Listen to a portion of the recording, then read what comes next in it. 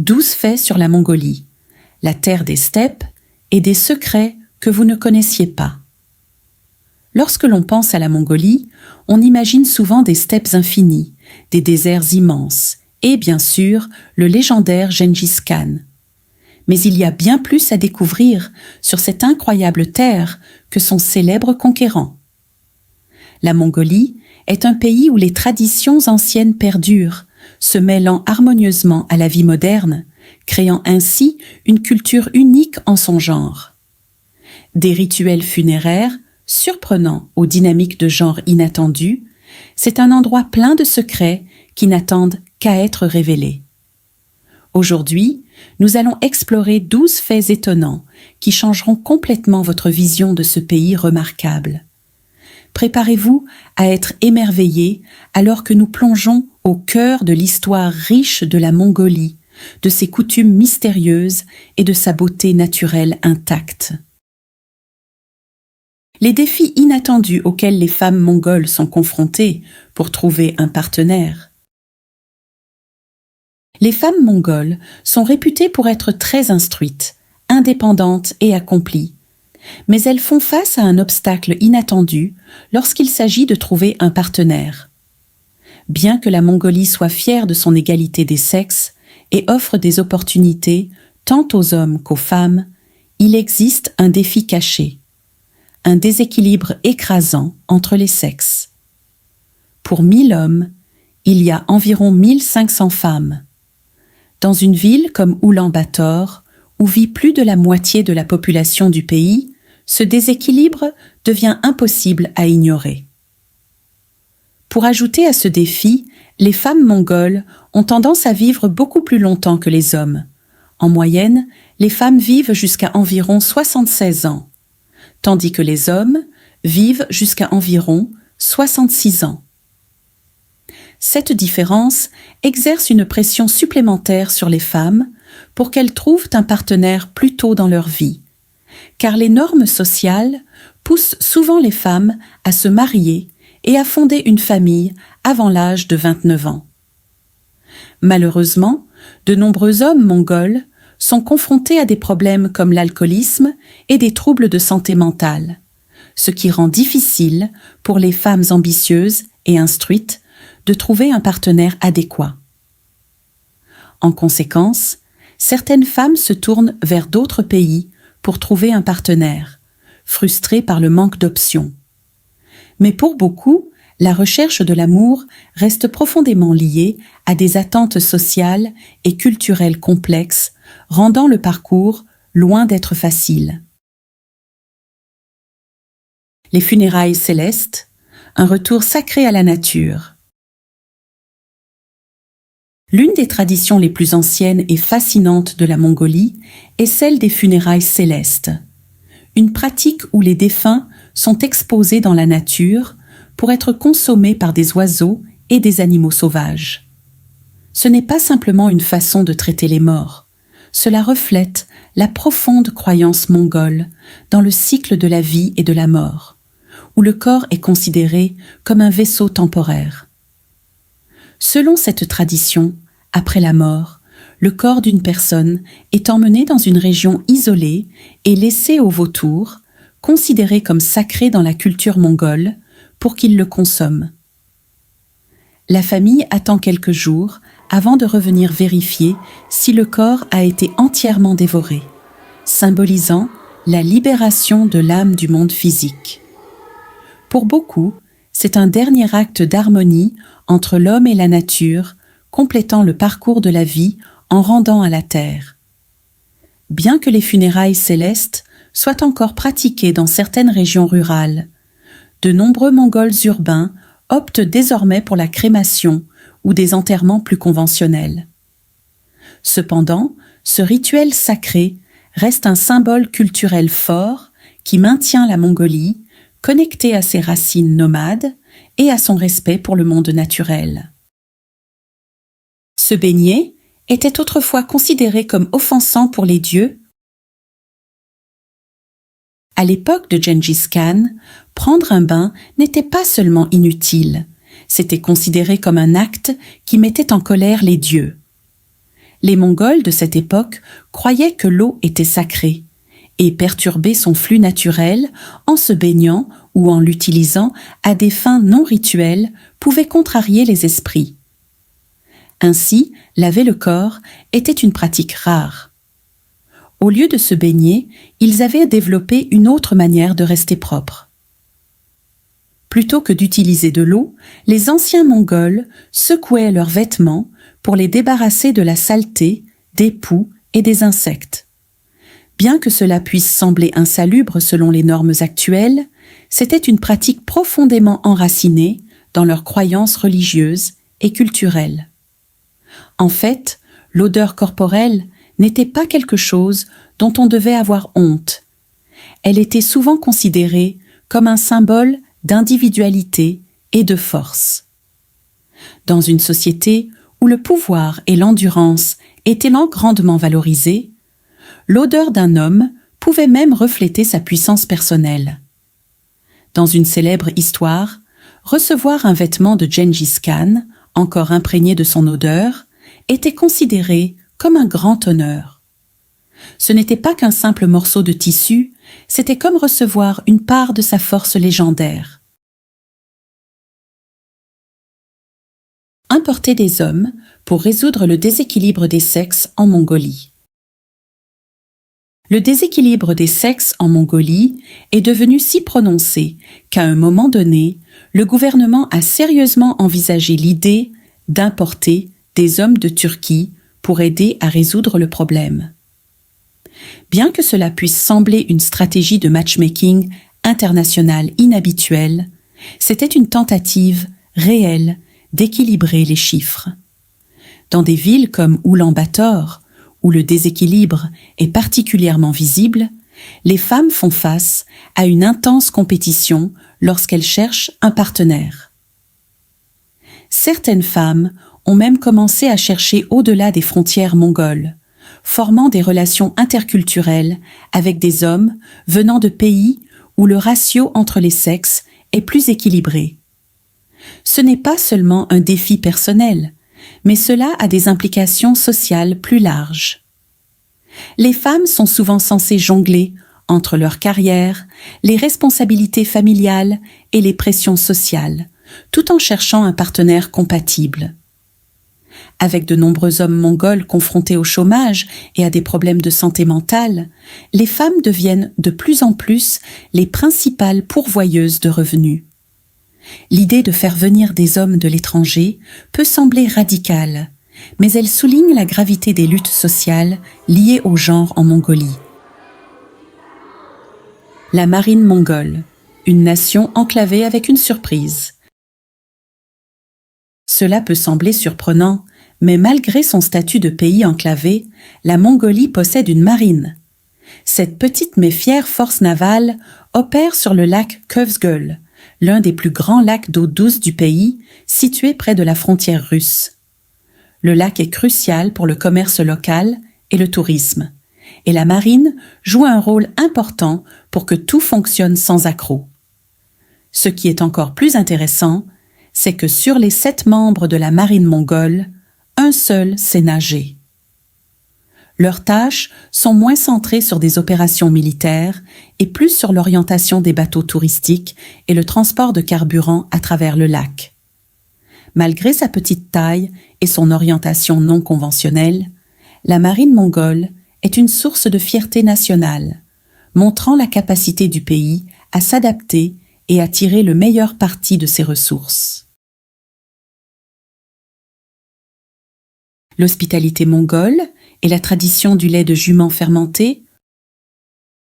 Les Mongols sont célèbres pour leur hospitalité, et lorsque vous visitez une famille nomade, vous êtes probablement accueilli avec quelque chose d'assez unique. Du lait de jument fermenté, connu sous le nom d'eyrag. Cette boisson légèrement alcoolisée est un aliment de base précieux dans le mode de vie nomade et est offerte aux invités en signe de respect et d'amitié. L'eyrag est fabriqué en fermentant du lait de jument, ce qui lui donne un goût acidulé, légèrement aigre, avec un faible taux d'alcool d'environ 0,7%. Dans la culture mongole, il est d'usage de recevoir la boisson avec les 2 mains, un geste qui montre de la gratitude pour l'hospitalité de l'hôte.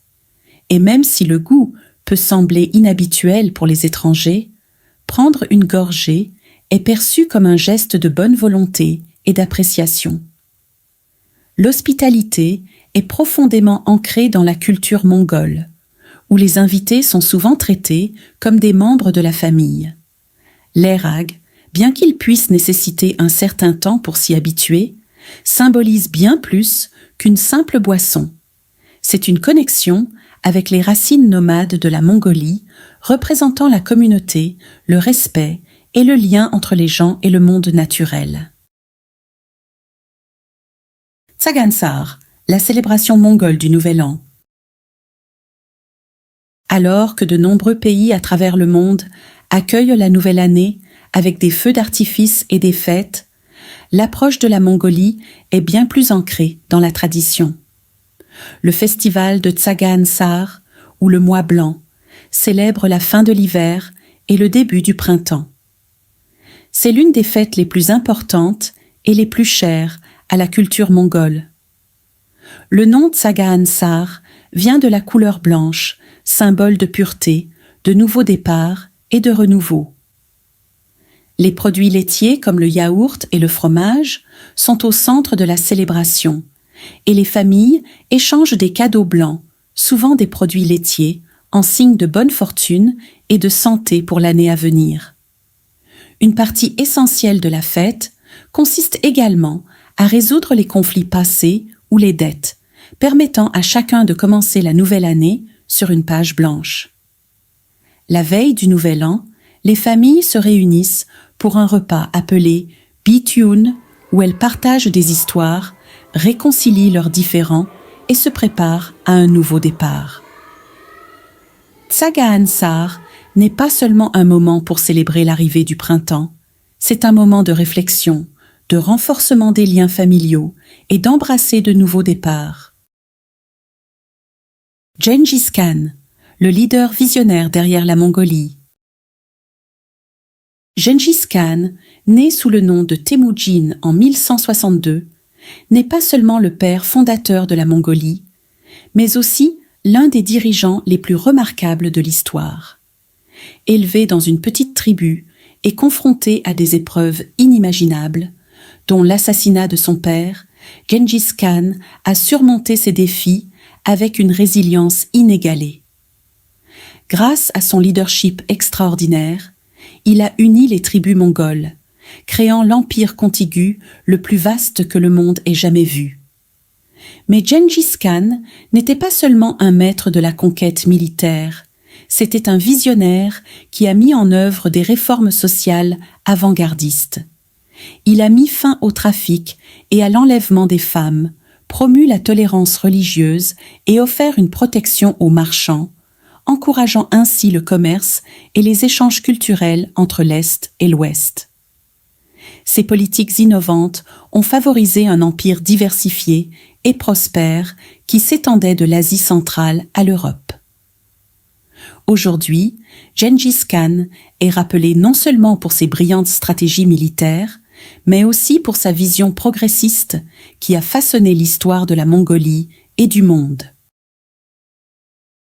Plus d'animaux que de personnes. L'héritage du bétail en Mongolie.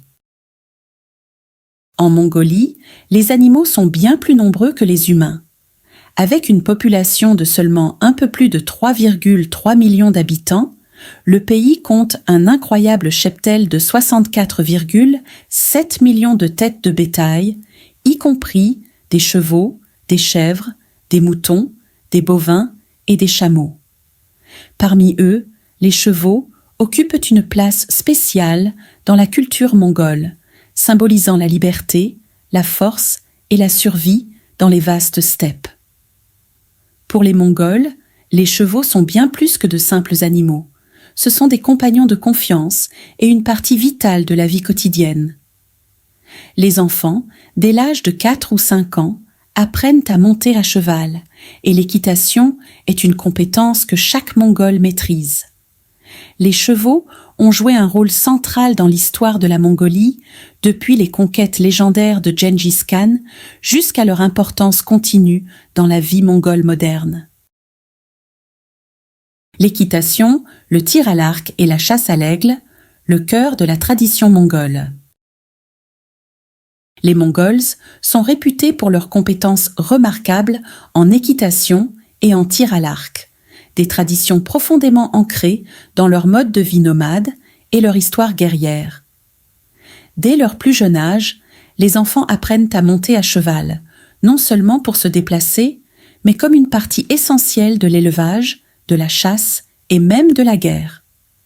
Ces compétences ont été clés pour aider les guerriers mongols, dirigés par Gengis Khan, à conquérir de vastes terres et à bâtir l'empire le plus grand que le monde ait jamais vu. L'équitation est presque instinctive pour la plupart des Mongols. Les vastes steppes ouvertes du pays offrent le cadre idéal pour les longs voyages, et les chevaux mongols sont réputés pour leur force et leur endurance incroyables. Contrairement aux chevaux d'ailleurs, les chevaux mongols peuvent prospérer dans des climats rudes, avec peu de soins, ce qui les rend essentiels à la survie dans les steppes. Le tir à l'arc, une autre compétence transmise de génération en génération, est pratiquée en Mongolie depuis des milliers d'années.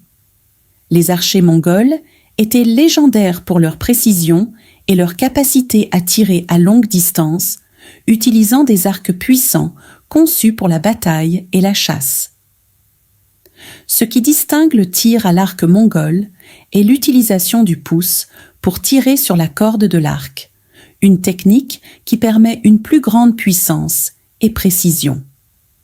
Cette méthode ancienne est encore utilisée aujourd'hui dans les cérémonies traditionnelles et les compétitions de tir à l'arc. En plus du tir à l'arc, la chasse à l'aigle est une tradition mongole ancestrale, en particulier dans les régions occidentales. Les chasseurs entraînent des aigles royaux, les plus grands oiseaux de proie, à chasser les renards et les loups dans les montagnes escarpées.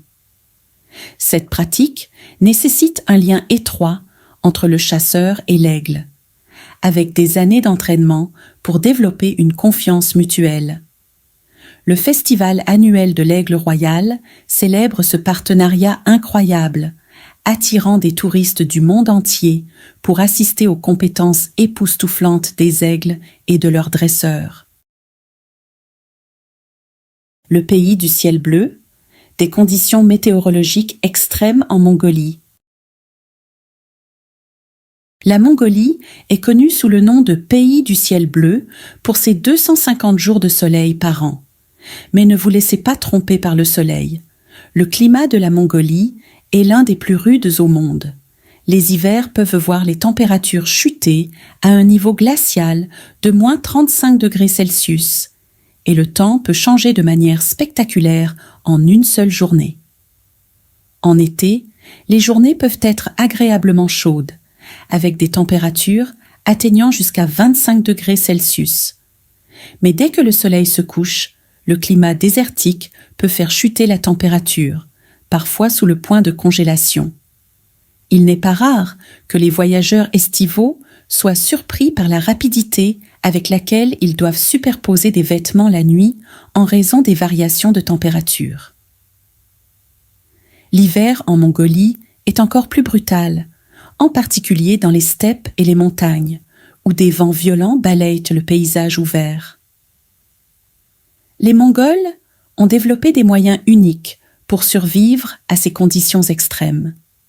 Les manteaux traditionnels d'îles, en fourrure épaisse de mouton, de chèvre ou de chameau, sont une icône de la culture mongole et offrent une excellente isolation contre le froid. Ces vêtements sont à la fois pratiques et symboliques, représentant la résilience nécessaire pour survivre dans le climat impitoyable de la Mongolie. Le lait de jument fermenté, connu sous le nom d'érag, joue également un rôle pour aider les Mongols à rester au chaud. Cette boisson traditionnelle, avec son faible taux d'alcool, réchauffe le corps et stimule la circulation sanguine, ce qui en fait un élément de base pour lutter contre le froid glacial. Depuis des siècles, l'érag fait partie intégrante de la vie mongole, symbolisant un lien profond avec la nature et la tradition. Le pays le moins densément peuplé du monde,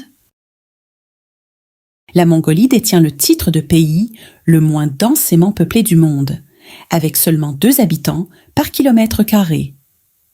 L'immensité du paysage offre un sentiment unique d'isolement et de tranquillité, quelque chose de rare dans le monde moderne. En Mongolie, vous pouvez voyager pendant des heures, voire des jours, sans rencontrer âme qui vive. Un contraste saisissant avec les villes denses et animées des nations plus peuplées. Cette population clairsemée peut s'expliquer par plusieurs facteurs, notamment le terrain accidenté de la Mongolie, son climat rigoureux et son mode de vie nomade séculaire. Le pays est principalement composé de steppes, de déserts et de chaînes de montagnes, qui ne sont pas idéaux pour l'agriculture à grande échelle ou les établissements permanents. En fait, seulement environ 1% des terres de la Mongolie sont adaptées à l'agriculture, ce qui limite naturellement la croissance de la population. Environ 30% des Mongols continuent de mener un mode de vie nomade ou semi-nomade, se déplaçant à travers le pays avec leur bétail à la recherche de nouveaux pâturages. Ces familles nomades vivent dans des yourtes traditionnelles, appelées gers en mongol, qui peuvent être facilement démontées et remontées, leur permettant de se déplacer au gré des saisons. Pour ces nomades, la maison n'est pas liée à un endroit fixe. C'est là où la terre leur fournit les ressources dont ils ont besoin pour survivre et prospérer. Malgré sa population clairsemée, la Mongolie est incroyablement riche en culture et en histoire. L'absence de foule et les vastes paysages vierges offrent aux voyageurs une rare opportunité de découvrir la beauté de la nature dans sa forme la plus pure. Pour ceux qui recherchent la solitude, la paix et une connexion profonde avec le monde naturel, la Mongolie se distingue comme une destination vraiment unique. La Mongolie, avec ses traditions profondément enracinées, ses paysages à couper le souffle et son histoire fascinante, est un lieu où passé et présent coexistent en parfaite harmonie. De ses pratiques funéraires, mystiques, à ses coutumes anciennes, en passant par ses déséquilibres surprenants entre les sexes et ses vastes étendues non peuplées. Le pays révèle bien plus que son association avec Gengis Khan. Que vous soyez attiré par le mode de vie nomade, la culture résiliente ou la beauté sauvage des steppes, la Mongolie est un pays qui ne cesse de captiver. Si vous avez apprécié découvrir ces faits intrigants sur la Mongolie, n'oubliez pas de cliquer sur le bouton « J'aime » et de vous abonner à notre chaîne. Nous serions ravis d'avoir vos retours dans les commentaires. Dites-nous quel pays ou quelle culture vous aimeriez que nous explorions la prochaine fois. Rejoignez-nous pour notre prochaine aventure, alors que nous plongeons plus profondément dans les endroits les plus fascinants du monde.